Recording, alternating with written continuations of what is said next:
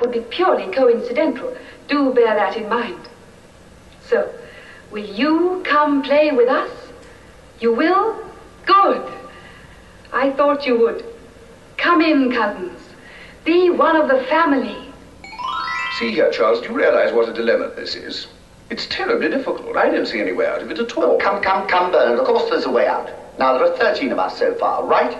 You want to invite Edward as well, which makes 14. Yes, but if somebody's ill, Charles, then we should be back to 13 again. Precisely. Then we must invite more people. That's an idea. Now, what about Lottie and James? That'll make 16. Then if somebody's ill, well, at least we won't be 13, will we? But then there's the problem of the rooms, Charles. Lottie has 2 children, Charles. 2 little boys. Freddie and Little John. I don't see any problem there at all. We can put the 2 children in, well, in Helen's room, for instance. What do you think, Linda?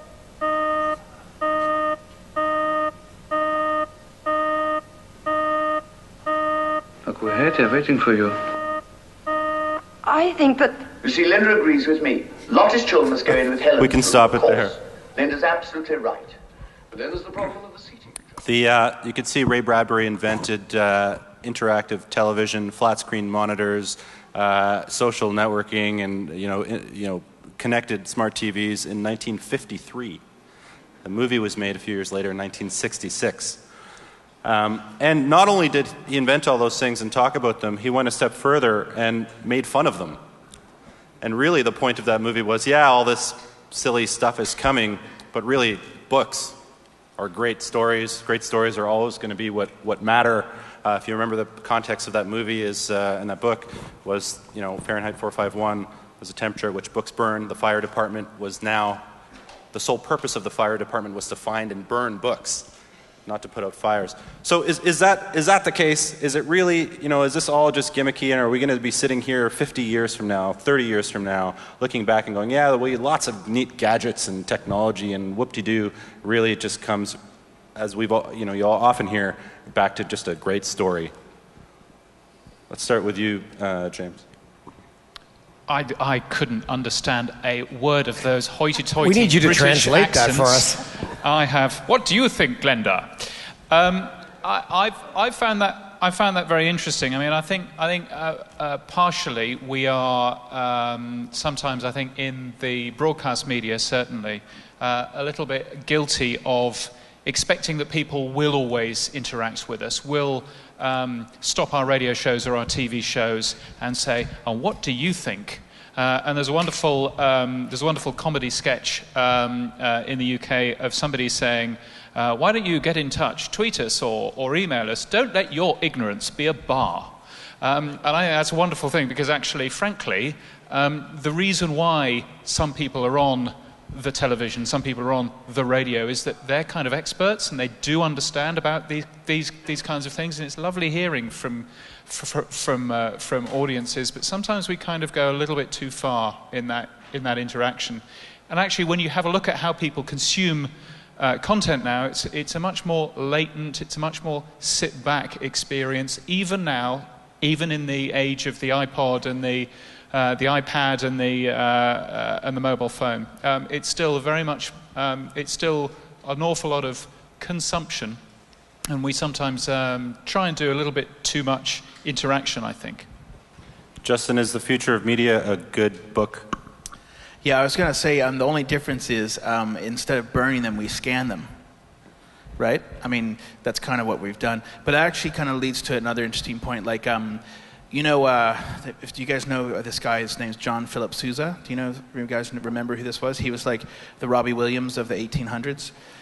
He wrote all the big band, carousel, marching music and everything. But when he was a popular musician, this newfangled technology called the talking machine came out. And it was what we know now as the record player.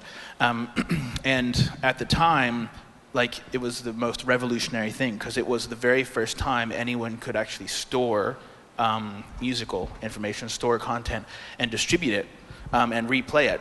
And so there's this big congressional hearing in the States. This is like the late 1800s, and he's up there and he's saying, in the olden days, we learned how to play and the songs of the day and the songs of the old, And now with these infernal talking machines going on all the time, no one is creating anything anymore. They're just consuming things. And he went so far as to say that the human will lose the vocal cords just as we lost the tail from the monkey. That was his kind of concept. But if you think about all of the different forms of communication that we've created, they all don't require much talking, do they? I mean, the only thing that really requires talking these days is video teleconferencing or that kind of virtual conferencing stuff, right? You don't need a voice for email. You don't need a voice for Twitter. And now we've gotten to the point where you can send 140 characters to 100 million people at the same time. So I always wanted to create this app for Twitter, which was to calculate the carbon footprint of your Twitter. Of your tweet. Is it really important for me and 1,000 other people to hear how your coffee was this morning? So I think there's a need for these kind of things to change moving into the future. But what I'd also say is I'd refute a kind of piece of this, which is with what's happening with social media, as we call it today, and it'll just become part of the vernacular in the future, the technologies. All these things are moving more towards interaction and allowing people to get more involved. So we're moving more from the lean back, right? Because that's what the record player was, from the talking machine all the way to the point of the internet. It's just been consumed content, and iTunes hasn't necessarily helped that either because it's just consumption, but now we're getting to the point of leaning forward and engaging more. But vinyl's back. Absolutely. There's a machine at South by Southwest that could take your MP3s and cut a record. So it's really cool. Yeah. So if magazine publishers just stick with it, it'll come back, the paper? Well, yeah. Well, no comment. And a related point to that, one of the trends has been clearly moving away from a broadcast model to more of, you've heard the term unicast, it's a bit old now, but the family no longer sits together in the living room watching the Cosby Show. At least we hope they don't. But individuals all have their own screens and are consuming content that way. Is that one of the changes that's happening? Is the future really all about, the Pandora, everybody's radio station is different versus, 88.1 FM, it's the same for everyone in Toronto. You want to comment on that, David? Well, I think the traditional shared experience has changed. The family get around, watch the Disney Sunday night movie has changed into how people consume their content differently, more of an on-demand PVR universe. And also, people don't tell, going back to the written word, people don't tell jokes anymore. Then email came along, or you used to fax jokes and email jokes. Now it's people share they share video. And that's how that sharing experience has changed on a much larger level beyond just the family and the small circle at home to your entire circle of friends through Facebook and through whatever formats that you can share content through. And it tells your story and how that content engages with you. And I think people are identifying themselves by the content they consume and then sharing it with their friends. And I think a lot of it's on how they consume the media and how they share it. And so that brings up the point of niche, of niches and micro niches. And there seems to be a growing trend in digital media, certainly around, don't just publish a music tablet magazine, publish a tablet magazine about Norwegian, metal, because that's how you'll get subscribers. The generic stuff isn't working, which kind of leads in a little bit into what you do, Jennifer, and the Factual programming is more about niches. It's more about specialty television in a way. If you look at how specialties exploded over the last several years, I like Home and Gardens. When Home and Garden and Food Network launched, I think a lot of people made fun of that and thought, well, that's not going to ever work. I mean, it's too narrow. But certainly, now you're producing shows that are, rather specific compared to the network model of old. Do you see that as a growing trend and an important trend as audiences become fragmented? I think we've certainly seen over the last number of years more audience fragmentation than we've ever expected to see. But I actually still think there's family viewing. Certainly in the Factual group, we actually target the broadest possible audience we can in family viewing. And we still do see and believe that families gather on the couch and they watch things like Dragon's Den and Battle of the Blades and Arctic Air and Amazing Race. We see the numbers, we know they do. What's exciting about where we're at right now is that there's also the virtual couch, if we want to call it. So I can be sitting watching Dragon's Den with my mother and my son, and I can be engaging in a conversation with the country, with my shared family of fans about what's happening and what I like in the show. I think for us as a modern public broadcaster, I would say that story is key, content is king in everything. That is the first and foremost. Create something that is great, that people want to see, and give it to them when they want to see it. And the second piece is when it's authentic. I think where we've gotten into troubles with the interactive part is when it's inauthentic or we're forcing it. The second screen experience, where it's a natural experience, I think is really, we've seen it has done what our mandate at the public broadcaster is to do, is to bring the country together in a conversation, and allows us to do it. So in so many ways, where we're going has been a great benefit to us as a part of public broadcast. The only thing I wanted to add on that is that, I think in the old model, content is king, but in the future of media, distribution is queen, and I think that's such an important thing with on-demand and pushing the content out. We can't fight that. I agree with you 100%. You have to listen, like I'd say two things, content's king and listen to your audience, which is that, right? You can't fight them or hold back on it. You have to give it to them when they want it, right? Which is why distribution is queen. There was an interesting study in the UK where what they did was they called it they transported, it was called teletransport, which was they took families that had no technology in their, other than a TV from 10 years ago, probably not even flat screen TVs, and then they completely redid their house. It was renovation makeover kind of reality show, but no, for a research study. And it was they gave them every cable channel, every modern piece of technology, iPads, everything, and they've monitored because they really thought that TV viewing was going to go down. But in reality, TV goes up, because what happens is all of the other experiences surround that media consumption, and they end up spending more time consuming media. But I do agree with what you're saying, but the biggest issue is, I've got a friend who's got a teenage daughter, and he was like, oh, let's sit down at 8:30 and watch the show. And, and he was like, Dad, I've already seen all 14 episodes. So it's there's these different technology and generation gaps to jump over, but like you said, give it to them now, like the media distribution, content turning into media. Let's give Jeff a chance to comment. Yeah, one of the profound implications that we're seeing out there is with respect to the type of content that gets made as a result of the fragmentation, and that's tied very much to the revenue model.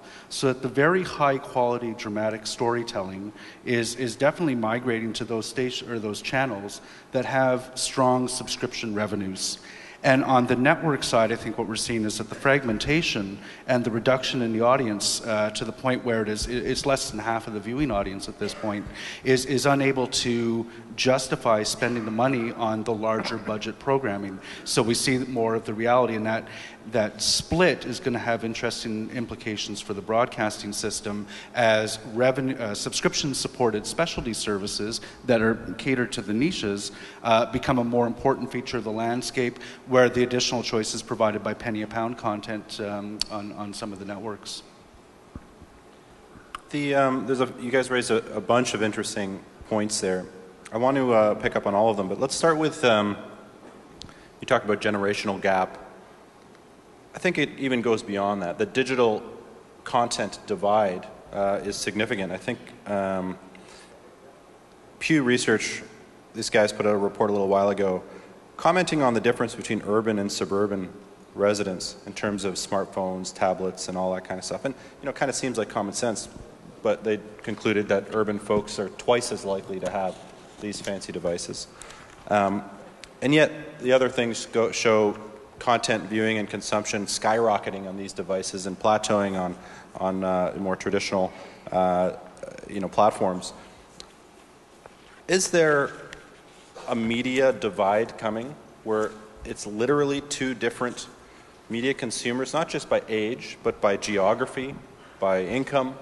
Are we creating, an urban media consumer which is totally and completely different than the one in Sudbury? James, maybe you can...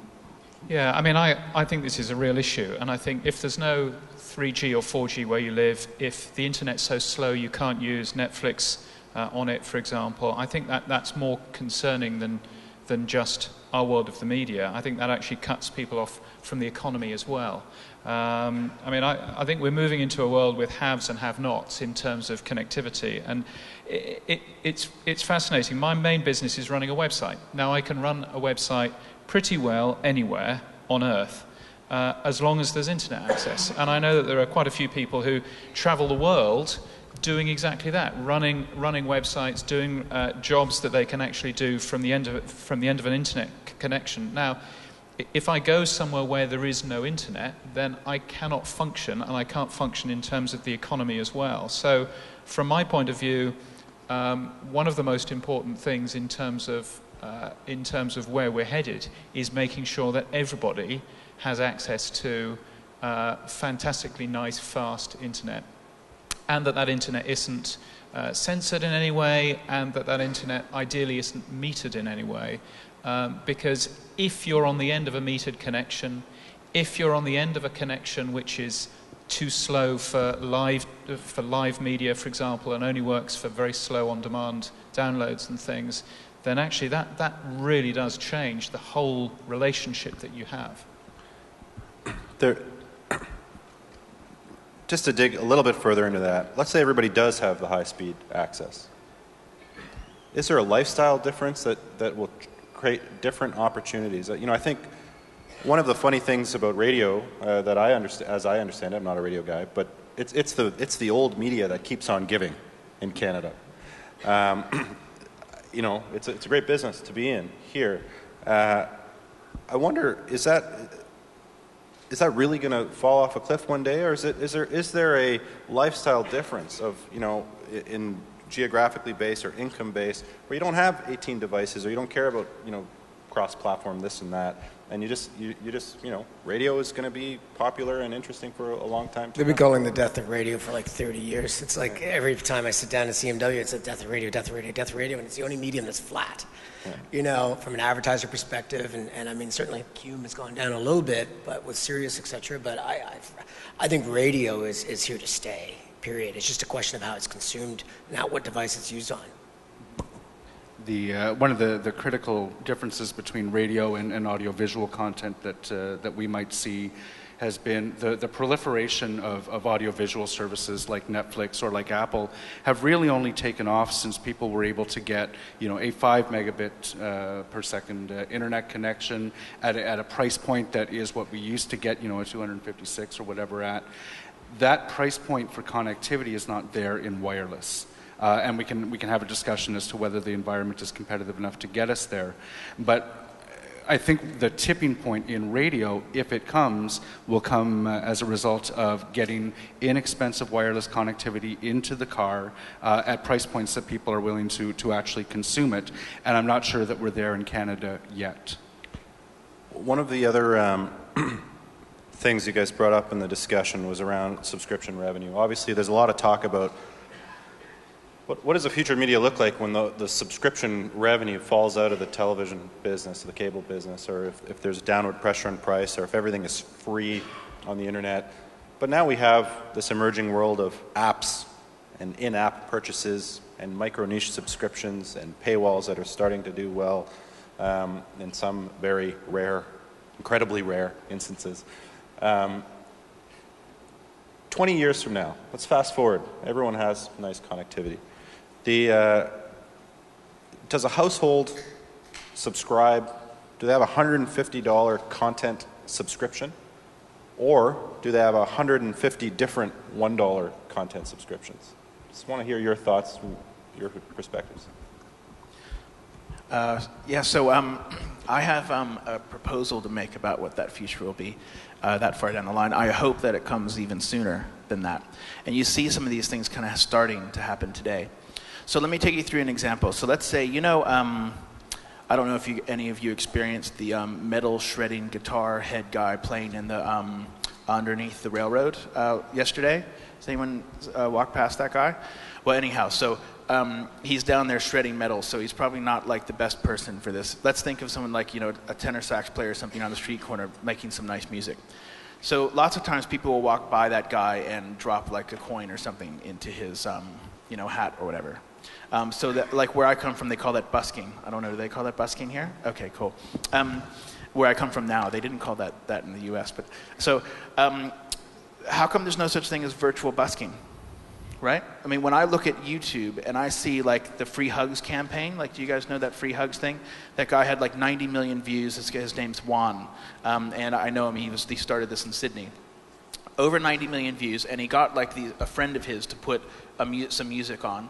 The band got a single record deal and didn't do so well, but he didn't make a single penny out of it, and the band didn't necessarily make a single penny out of it. No one understands that as a user, that user-generated content has rights to manage, and everyone gives their rights away for free.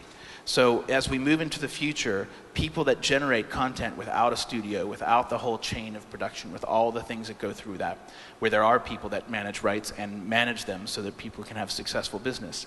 Once this comes to the people, then the whole world will move to this new paradigm. So like you were saying, 150 $1 subscriptions, I don't think there'll be any subscriptions. I think it'll be, I'm interested in that piece of content.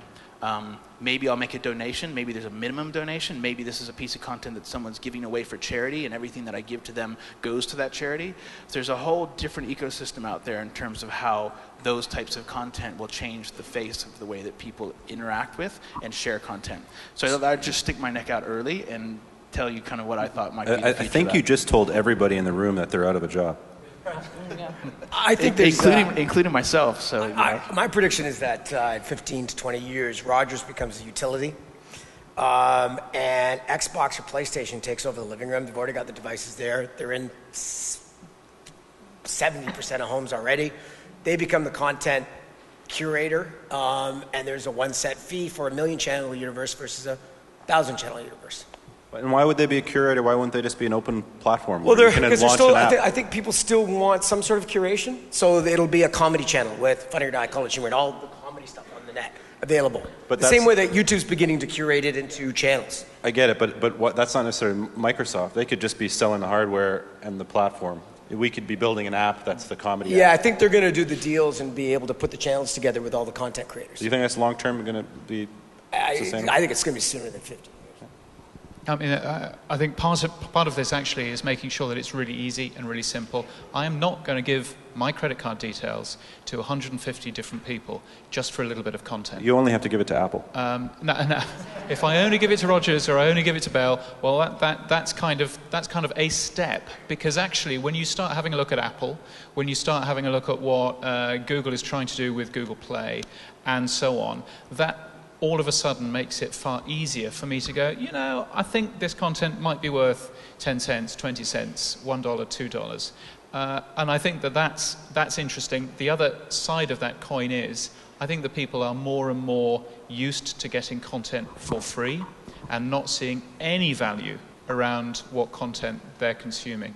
And I think that's a real worry in terms of clearly the music industry, but I think more and more the book industry, the journalism industry, and the film industry. Because I think that young people who are growing up right now see all of that kind of media as it's free and I can get hold of it, and it actually doesn't really have a value. And that's a real concern as we move forward. I notice the irony of that sometimes in line at coffee shops and talking to people in line, and they're fretting over the $1.99 app purchase.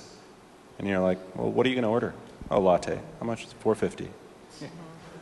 You know, it's odd. People do put more weight on that. I think it's an ecosystem filled with different models, honestly. I really do. I don't think the Googles and the Apples, they're not going anywhere. They're going to exist. And I really do still think that down the road, that shared collective experience, me speaking as a TV person, and especially a factual, unscripted entertainment person,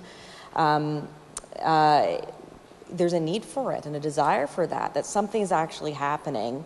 That is happening live in that moment, that you're part of a conversation. We did a new game show on Sunday called Canada's Smartest Person. So it was an original format, as we always do at the CBC, and reimagining intelligence. And we had this incredible play-along experience for people at home. And it was, I have to say, I was very heartened by it, because you could see it. So we trended all across Canada on Twitter, which is hard to do, to break through the din of all of the various shows. It was, not always easy. But I think it sort of spread across because people actually had this, they could compare each other, I did better in this, how did you do? There was, little mini games spreading out across the country. And so I think that wherever we go, that type of experience will exist.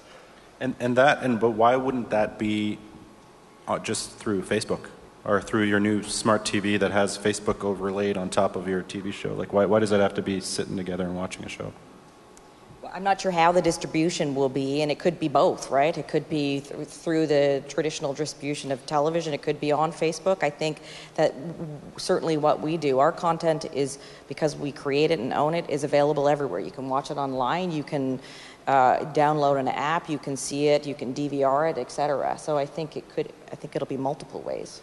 I think part of what we have to do in the television industry is don't fight it, is just move with it. We have to be incredibly nimble. So that aggregation function probably will still be with us in 20 years. I'm cynical that we're going to overcome customer inertia to the point where algorithms and friend recommendations and platforms are what people will use to get their content. I think what I'm looking at work is who that aggregator is going to be. Is that aggregator going to be a Canadian aggregator, or is it going to be a global aggregator? And that's going to depend on how the program rights markets shake out over the next few years. One way to protect our industry and our jobs is regulation, is to ensure that there's some sort of mandated role for the cultural industries in Canada. One could argue that the extreme view is that, in order to protect that sort of cultural sovereignty, one should stifle innovation in a way in foreign entrants that have built the next great over-the-top platform or the next great Pandora, and make it hard for them to come in, because that protects our jobs and protects our cultural sovereignty. What is the CRTC going to do about all this? The traditional approaches have been very protectionist and have taken place in a closed context. So our approaches are based on giving people permission to broadcast to Canadians in return for extracting some kind of an obligation, be that a contribution to subsidy funds or be that a certain amount of Canadian content. And that's worked really well in a closed system. But when you take a look at the implications of what trying to protect Canadian broadcasters are in an open environment in which Canadians have, built Netflix into $105 million business almost overnight. They have an appetite for content that is coming from around the world, and where global providers want to make content available to Canadians. I think Canadians have an expectation, and a reasonable one, that they'll be able to get it. The implications of trying to stifle that kind of innovation are of concern, I think, to Canadians. The idea that, for example, a Netflix might be blocked if it doesn't abide by a Canadian content regulation is uncomfortable for a lot of Canadians. So right now we are trying to figure out what are we going to do about it, and that's what keeps us up at night. What are the new approaches that don't depend on permission in an environment that is open to global providers to serve Canadians?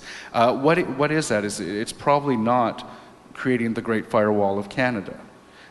On the other hand, the CRTC doesn't have funds that we can throw at problems. So the question will be, how are we going to ensure that Canadian content gets made when we don't have pots of money to throw at it? And at this point, we are still listening to potential solutions. Now that said, the Canadian broadcasting system is still very strong today. So I'm not sure that there's a huge rush to get to that solution. If you want a really relaxing vacation, go to Cuba. You can't access your BlackBerry, Facebook, anything at all, and that's regulated. Jeff, you successfully answered my question with a question. You have a great future in government. We have, I want to go back to this idea of, the industry and what Justin was saying, that, it's gone. It's all about, dare I say, user-generated content. What a terribly old term, but it's all about empowering individuals and individual creators, not just anyone with a cat and a skateboard, but journalists and videographers and to go direct. The promise of the internet, or even the information superhighway, was always about empowering the desktop publisher. Is that we finally come of age there, and where anyone can publish great content, and content greatness is no longer determined by the size of the company that made it? If that's the case, what is the role of the industry? And is the consolidation, for example, we're seeing in Canada, where Bell buying Astral and all these things becoming more consolidated, is that just a symptom of that? And ultimately the industry is going to shrink. And if you have these individual creators, and maybe one or two leftover behemoths, you know, at the end of the day, who'd make the really big budget stuff, what happens in the middle? Where do you go from being an individual creator? Can you grow? Is there a role for an independent media company, a small media company in this future? Yeah, so maybe to answer your question, I'll start by asking a question, which is the industry a business or is it a community? You know, if you frame it as a business, then you think of it as something with lots of regulation, hierarchy, structure, divisional power, information power, blah, blah, blah, go on. Whereas if you think of it out as a community of people that are generating content for the consumption, for other people to enjoy, entertainment, etc., whatever it might be, then I think that completely reframes your question. And it makes you think of, instead of the boundaries and the containers that we're all stuck in today, we think about what's the future of that, and we think of more like networked community, yeah? And so lots of companies, more, let's say, lots of .com kind of companies can do this, you know, as mentioned before, companies that are a few people loosely clad operating out of Starbucks in 4 different countries at the same time, you know? These are networked organizations. They don't fall into divisional or functional structures. They fall into a network. And actually, they say that if you're, this is one of those statistics, you know, 72.4% of statistics are made up on the spot. Did you know that?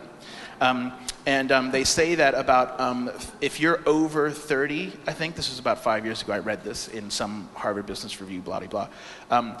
If you're like 30 on that day, then over 50% of your professional life, as you know, career life, will be as an independent consultant. You might not be that person right now, but by the time you're 50 or 60, you'll probably be independent and you'll be working with a loosely clad group of people to produce a product, a brand, a service, a piece of content, whatever it might be. So I think that if you rephrase that and think of it as we're a community of people that are artists and producers and content creators that are working together to create new and interesting pieces of content, then yes, you have people that do it as user-generated content. You usually think of one person, maybe 2 or 3. Somebody's got to hold the camera. And then you think of a little bit larger, which is the kind of sweet spot that you're talking about. I think that there'll be a market efficiency where there's a point where you have the right amount of people to produce a project. Yeah, Jennifer, when you're commissioning a $200,000 an episode series, is there any little thing in the back of your mind thinking, 2 guys in Montreal in a garage can make an extreme cooking show that's just as popular as this for $300? We take pitches from 2 guys in a garage who've got cooking shows. We take pitches from them, and we take pitches from big production companies. A good idea is a good idea. And then we make sure, I like your vision of the world, and that's the vision of the world that we live in. It's a community of partnerships. We are constantly, the first partnership starts with the independent producers. So the people that I'm looking at in the room right here, the people who come to us with ideas. So it starts there. And then there are, we work with financing partnerships, and then there's distribution partnerships with, Netflix and Rogers On Demand and all those sorts of things. And then when it warrants it, we do other media partnerships like, the National Post or something. So I really do think that it is case by case. You collect up the people who are right for that community to make an idea sing. So that's... And if I might even add, then what happens in this ecosystem moving forward is if you've got the ability to provide micropayments to people, and like let's say it's music or it's video, whatever it might be, what ends up happening is the data drives this in the future, right? So that brings us to the question: is how is the money made? A lot of people say, "What is the future media?" But it's often determined by how the money is made, how the advertising comes into play, and what really a lot of people care about is how do I make money from my content? Where's my money? Where am I going to make money in this future? We're getting close to the end time here, so I'd say as we do the last couple of questions, if you have questions out there, just go stand behind the mic so I know you've got one, and we'll get to you in a minute or two. But I want to pick up on that, David. We've already settled the fact that subscriptions are gone. There's no future in subscription revenue, so that part of our industry is going to fall through the floor. I would argue, just in case where you've got a golden egg like UFC pay-per-view and things, something like that. Okay, but let's talk about advertising, because if the subscription revenue's gone, everybody's chasing the mighty ad dollar.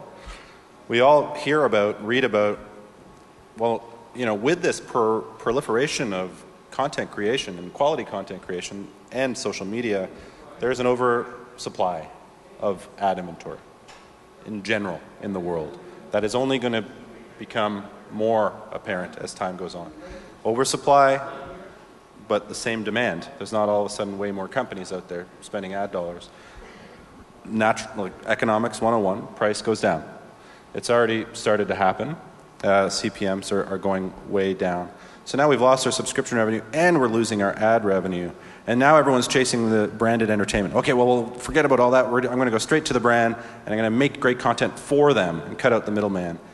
Is that also, I mean, is that sustainable? And where does that leave the rest of the creative world that doesn't want to write their next song for Coca-Cola?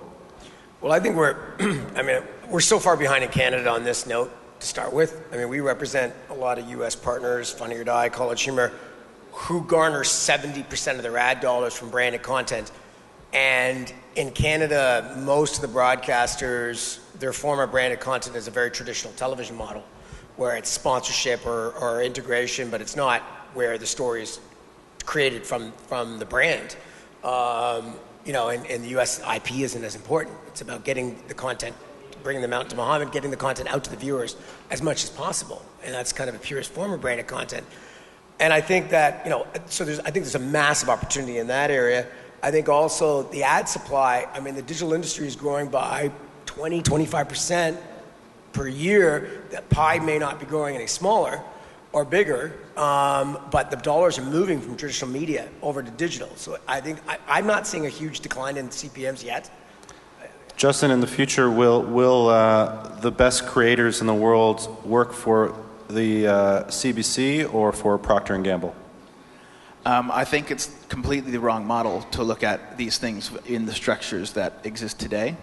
We went from, in the past, you had to pay for stuff. Now, with the internet and Google and stuff, you get it for free, right?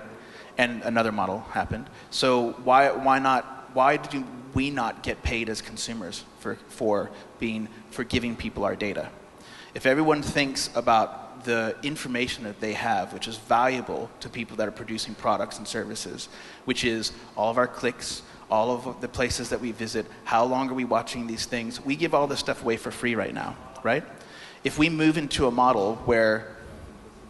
No, we don't. We don't give it away for free. We get services like Google out of it. We get services like Gmail, and we get paid in terms of the services that we end up using. We also get paid, by the way, in terms of cutting down the amount of irrelevant advertising that we see. I am not in the market for a new pair of tights or for a new skirt, at least not during the week.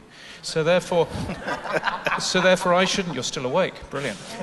So therefore, I shouldn't see any of that stuff.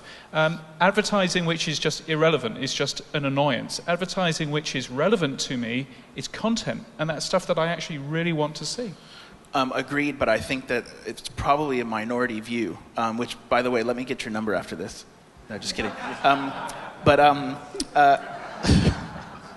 I think it's a minority thing. So what I'm saying is, like, you know how like people have ad blockers today online, so I don't have to see these ads and don't serve me any of this and blah, blah, blah. Why not have an intelligent ad blocker that says, if you pay me a 1/10 of a cent for every ad you serve me, then I'll let you serve me ads. They do that in social gaming already today. Yeah, in gaming in gaming you've got, you know, it's like I want this next cool thing in my game. I elect to watch this ad. Exactly. So there's already a pay-for-play model going on now. So imagine those kind of these smaller things becoming a larger focus of. And so what I'm saying is the models will morph. right? As things change, generationally, I know we were talking about, I agree it's not like exact demographics, but it's more generationally in terms of your understanding of technology and how you use it and all that. So it's different ways that works. But I think that the models will shift. So an innovationist and a futurologist walk into a stocking shop. You write the punchline. We've got a question out here, which I think is going to sum this entire panel up perfectly. I hope so. My name is Conrad. I'm with gtfilmscores.com. My question is, how are illegal downloads shaping the future of media? How are illegal downloads? Yeah, because you can get your TV, movie, music content all for free from torrents, new programs that replace things like Napster. So I'm going to rephrase it a little bit because I don't want to get stuck in the present because we are talking about the future. Think about this, and again, with your 20-year glasses on. What did all that illegal stuff that was happening back then, is it still happening? Has it changed the shape of media? Jeff? From my perspective, it makes access to content that is tied to a cable subscription, which is the current model that's being proposed by cable companies, very difficult, very challenging. If I don't need a subscription to subscribe to an HBO Go, for example, or to subscribe to Rogers On Demand because I can get the content for free, that takes a big tool out of the toolkit of the cable companies as they try today to respond to the OTT developments that they're seeing. When you get a hit show, Jennifer, do you worry about this? That people are going to watch it for free? No, we give it for free.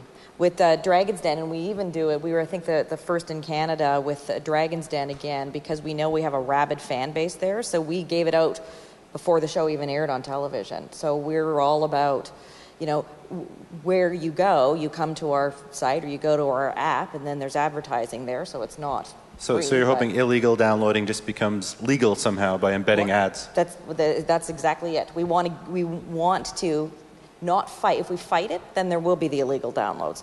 If we figure out a way to give it out for free but still make money for it, that's where the I think the movie industry has been really smart about that, about teasing the content, leading to that golden egg. UFC is incredibly smart about it, leading to the golden egg. That's why they become $1 billion company in less than 5 years. But the music industry, I think it's more for the music industry.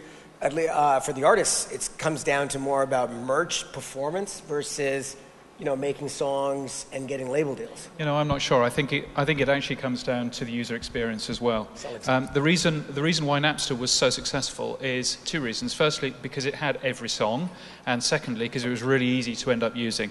Spotify has most of the songs, and it's pretty easy, and that has meant much less pirating. But Spotify doesn't have every single song yet because there are some stupid-headed people who think that actually it makes sense to hide their songs from Spotify so that people illegally download them instead. Brilliant plan.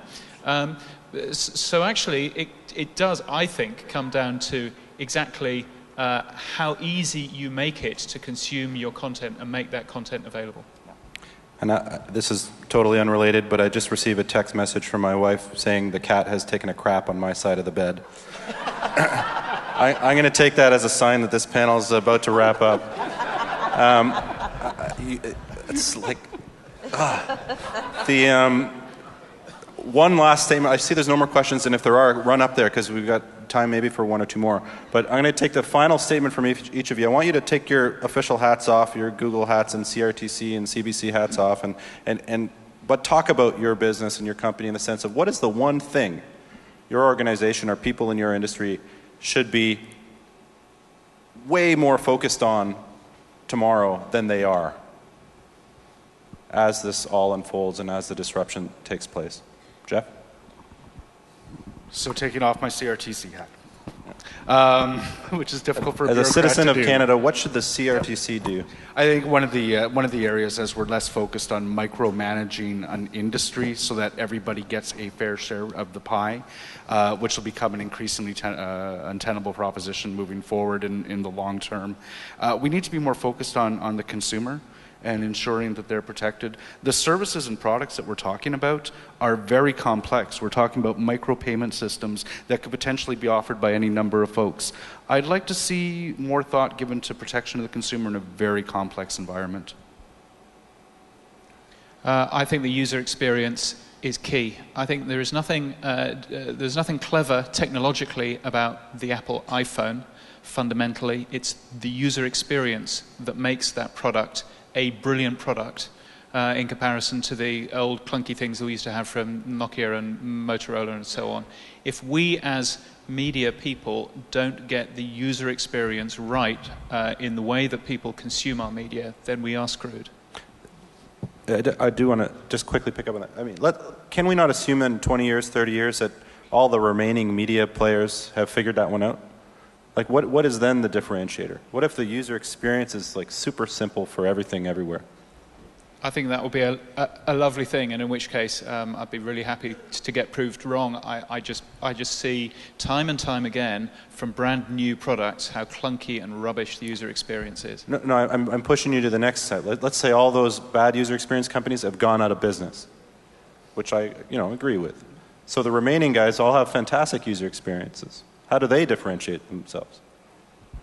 I'm not sure we'll get to somewhere, so I'm going to decline to answer that, but thank you for asking. Very good. Jennifer? Sitting here right now, I'm trying to think of what is the one thing, and I guess it is, for us in the TV business, we're at such a great place right now, I feel certainly at the CBC, where we are, we're not fighting it, and we're not afraid of it, and we are embracing it, and we are nimble, and I guess always as I sit here, I feel like the things that are coming at us, and it is the instinct to always have we've got such a smart team of people that I work with, and I'm grateful for that because it is happening so quickly. And I guess my fear is always, can we stay on top of it? Are we always going to be able to be ahead of it so that we're serving the audience the content that we want and that TV is still relevant and in the game? David, I'll take this opportunity to point out what I'm sure everyone in the audience is already thinking about, and that is the fact that you're the only panelist whose name doesn't start with J. And therefore the pressure is on. 3 minutes. Everything you do has to be in 3 minutes. You have to create the content, not that you have to create it, but it should be no longer than 3 minutes long. It should be, Canada is not creating short form content. Everything consumed, 80% of what's consumed online in the digital world is 3 minutes long. They should, distribute it in 3 minutes, get it out there as fast as you can. And that is the future because, my business is based on 3 minutes. All the content, and unfortunately, there's a real shortage, fortunately for me, of short form content in Canada. And if we don't start producing short form content in Canada, we're losing all the eyeballs south. And the production, and I've posed this question to a lot of Canadian broadcasters, and they're still in the 99% world of long-form content. Justin, you get the last word. Real-time, data-driven insights. So I think that's what, I'm back to your original question, which was, people within my organization, or I think in any organization, the 3 minutes thing makes a lot of sense. Some places it'll be better than others. Do you know what I mean? So it's like, actually do the 3 minute thing. Is that what everyone wants? Yes, then move towards it. You use that as the insight and move, make that. But what I think is there's so much data out there and no one's doing anything with it. Most people get all this data. No one even looks at their web analytics, because maybe the website's not the piece of, the prime piece, the prime mover in their business. But the ability to see these insights and do it in real time is going to be what pushes the future of the kind of work that we all do. And I think that being able to extract those insights, that's the part that's still, it's a massive problem. And no one's actually doing it too well yet. And it's one of the things that lots of people are spending lots of time trying to figure out how to do because it changes all the time. So I think there's a lot of challenge there. So for example, there's some tools out there you can use right now. There's like this thing that's called Google Insights for search or something, right? You can put in any search term and it'll show you what people are doing. Is it a trend up? Is it a trend down? So in Australia, there's a didgeridoo, that's a musical instrument like the long didgeridoo the Aboriginal people play. Well, it turns out that there's a small city in Austria in the middle of Europe that once a year goes nuts for didgeridoos. And it's like you would never know this unless you saw the data, and it's because they have this big didgeridoo festival. So if I was making handmade didgeridoos in Australia, I've got a business waiting for me in Austria. The didgeridoo is how we wrap it all up. There you go. There's the retro content, focus there. I am out of time, right? there's no more time for questions. Is there any more questions? No more questions. So, panelists, thank you so much. That was fantastic. And thanks for coming.